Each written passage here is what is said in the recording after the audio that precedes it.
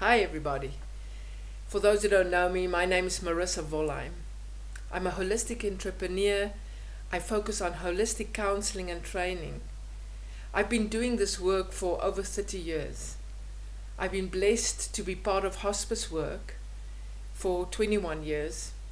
And my time at hospice as director, trainer, counselor, facilitator has empowered me to understand death and dying, to understand loss and how it affects us.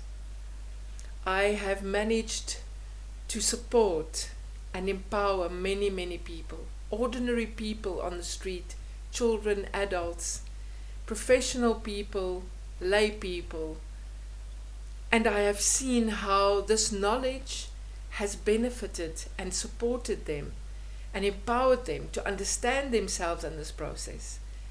And in this position that we are in currently, with the coronavirus and the pandemic and lockdown in the year 2020, I am observing myself and I'm observing everyone around me, and I can recognize how all of us are experiencing loss and are in the grieving process.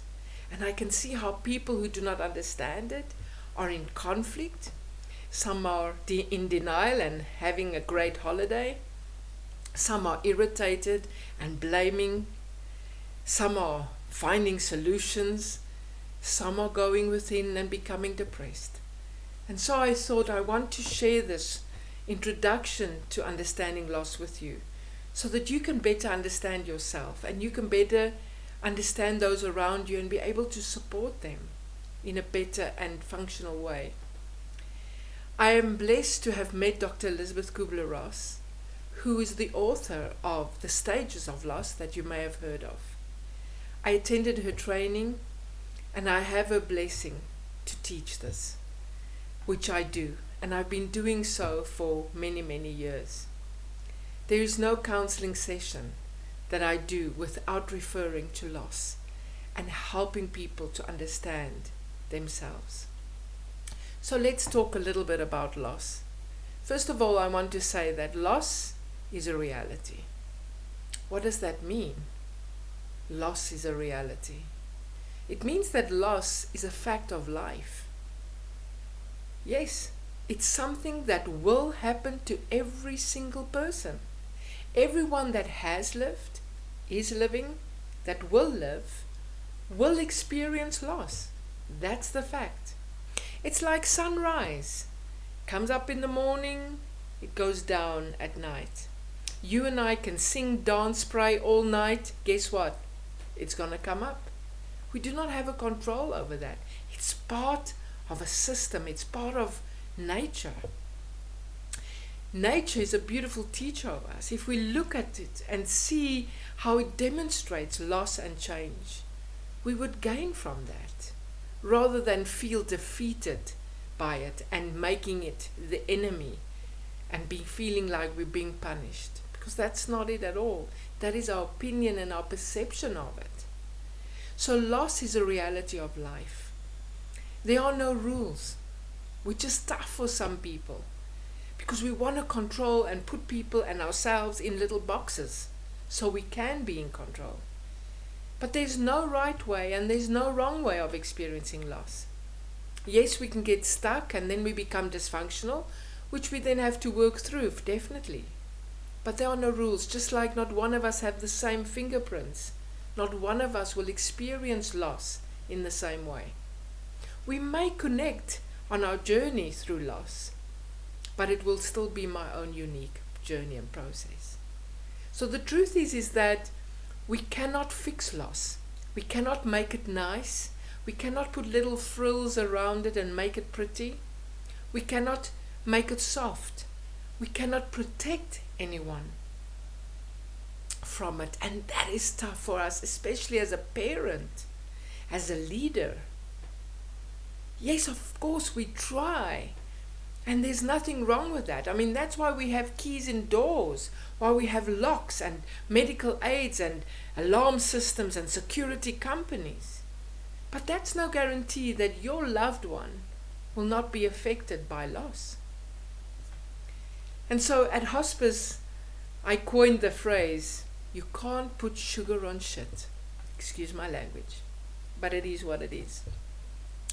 And so when it comes to loss, we have to realize that you never ever experience loss alone. Never.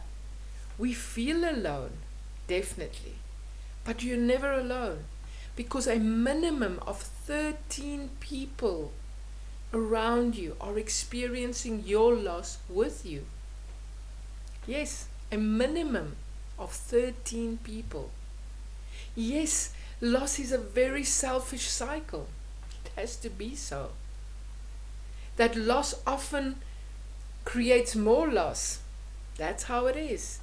Multiple losses come from one loss. And so the key is that you can only take responsibility for yourself. You can only take responsibility for yourself. All you can do is to understand where someone else is, acknowledge if you can, and allow and be there in a non-judgmental but a understanding and compassionate way, supporting them through that process. Our greatest mistake we make in this journey of loss and grief is that we take things personally. Why?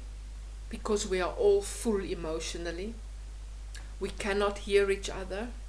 We become oversensitive and we take everything personal. We become judgmental, we become defensive, and then we feel like we're losing the people that's supposed to be there for us. And we lose that contact, and we drift away, and we feel more isolated. That's the reality of grief sometimes. However, it doesn't have to be that way, and that's why this knowledge is so important for me to share. So, in explaining loss to you, I would like to take you on an imaginary little journey, if you would join me. I want you to imagine that you decide to go for a walk to your best friend.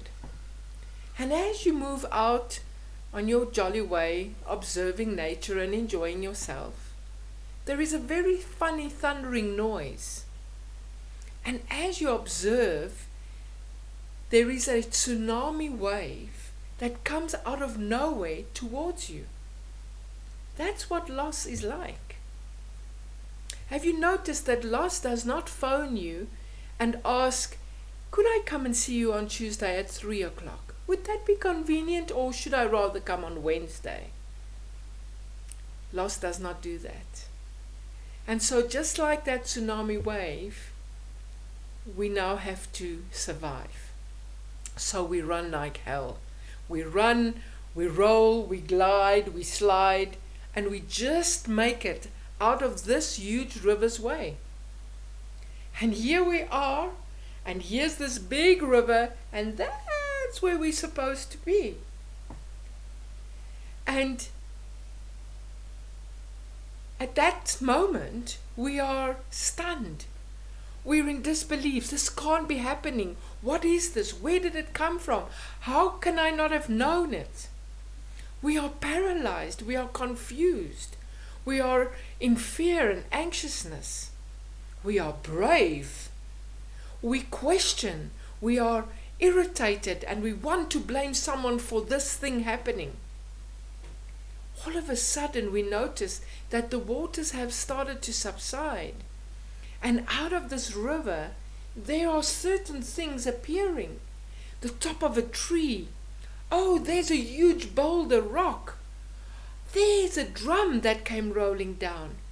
And immediately my mind starts moving to resolve. And I realize that if I take a few steps back and I can build up speed, I can maybe jump into that tree. And from that tree, I can find the strength to jump onto the rock, catch my breath, and then I can perhaps get to that drum, and maybe I can move to the other side of the river and get help. Loss is like this river, and I love to coin it. It's the river of loss. And out of the river of loss, there are stepping stones that will appear. Stepping stones that have been provided by nature, by life, in this natural reality, to support us, to guide us, to hold us, to help us to survive, to help us to cope until we're ready for the next step. Each of these stepping stones are different. They're not all the same. They all have different symptoms. And why are symptoms important? So we can recognize where we are. And each one has different symptoms, and each one has a different purpose. While I'm on this stepping stone, it is going to provide me and protect me and hold me until I'm ready to take the next step. Each stepping stone's purpose is different. Each stepping stone has a danger, because we can often linger longer. We can get stuck. And life does not support stuckness. Life does not see us as victims. And so it kicks us off. And there is a little rivulet that breaks away from this large river. And there is a little stepping stone there that we often go and land on and stay there for a long time. Ultimately, we become dysfunctional because so many of us forget to get to the other side of the river. I mean, how many of you know of people who suffered severe loss in their past and was so angry because of it and still are? You see, they got stuck on that rock. Anger is one of the stepping stones in this river of loss. It is normal. You have a right to be angry, but you're not meant to get stuck there. And so we become dysfunctional. We never get to the other side of the river. No, it becomes a comfortable place. We rather pitch a tent and we fish every day. We become dysfunctional. We don't really grow. We don't really accept. We don't make peace. We never get to the other side of the river. And that's where complications and behaviors are changed and belief systems are set. And we allow loss to change us. So in this river of loss, there are all these stepping stones, as I've said: denial, anger, bargaining, depression, resignation, and acceptance. I would love to take you on a journey through this river of loss. I would love to spend a session on each stepping stone, introducing you to the stepping stone, giving you examples, helping you to understand its signs and its symptoms. I would love to empower you with knowledge so you can understand where you are and when you are there. I want you to understand the purpose of it, and I want you to understand the danger. And I want to remind you of choices that you always have. You see, I work as a holistic counselor. What does that mean? It means that I acknowledge every one of us is a whole person. No, not whole meaning perfect. Whole meaning made up of different parts. So I have a body, I have thoughts and a mind, I have emotions, and I have a spirit. And that's what makes us up. We are born that way. From the day that you are born, you have a body. You already have thoughts happening in your mind. You already have emotions. And I always say that each one of us has like a filing cabinet drawer inside of us. From the moment we are born, there is already a file available for every emotion you could experience. And as life happens, we file. And when major losses happen in our life, whoops, some files become very fat. And what happens is that some of those files start taking up the space. And those files start controlling the rest of me.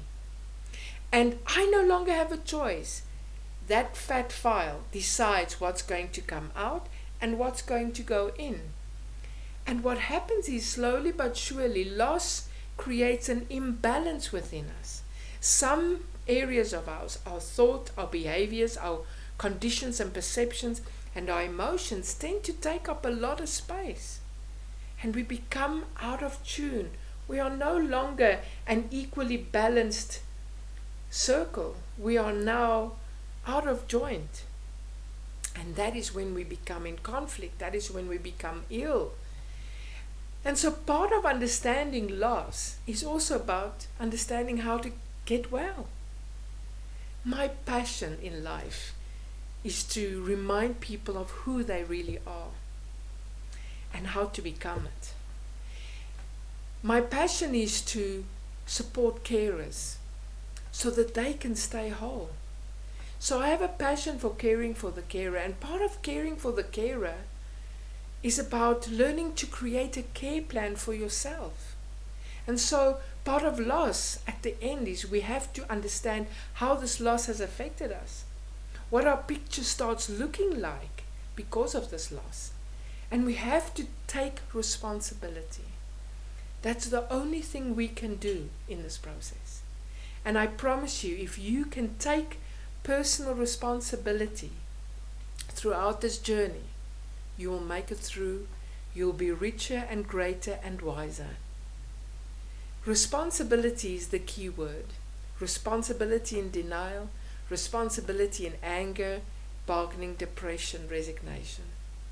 It is when we let go of responsibility that we get stuck, that we become dysfunctional, that we allow loss to change who we are. So I would love to share this knowledge with you. You can find me on Facebook, Marisa da Fonseca Wollheim. My details are on my YouTube channel, my contact details, my email address. Let me know if you're interested. I may do it on Zoom every day for half an hour or so. I will teach about a different stepping stone. There may be a payment involved, but talk to me. I'm happy to give, but you have to pay it forward, because that's how life is. Nothing is for free. Somewhere someone has to pay for it. But I'm happy in the face of what's happening to us all right now. I'm happy to share my knowledge with you, to introduce you to this.